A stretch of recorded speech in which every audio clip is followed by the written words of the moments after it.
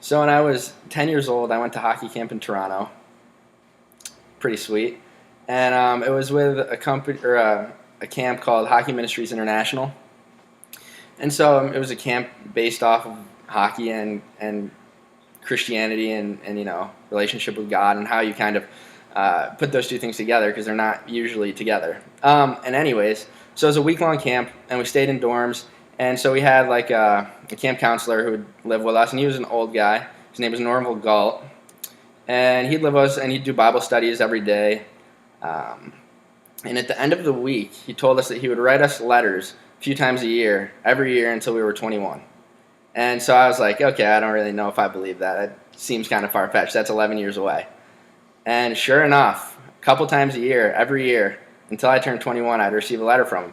And at first I was like writing him back and, trying to answer all the questions he had. He'd ask me like questions about school or hockey season. And so I'd answer him. But after a while, I was just like, okay, I'm not going to waste my time doing this. And he'd still faithfully send letters a few times a year. And he'd always talk in the letters about how God is helping him through his own issues in life. His wife and daughter died in those 11 years that he was writing me letters. And so he'd write about God in that and how God is revealing himself to Norval through that. And so I thought that was pretty cool. And at the end of every letter, he'd always have like a devotional, like a verse, and he'd kind of put it in context to my life or his life and just kind of, really try to end his letters on a good note. And it was awesome. And I'd read him every time and be amazed that he was still sending letters like this and that he still cared that much about me. And then I think about it, and he was doing that with every camper he ever had.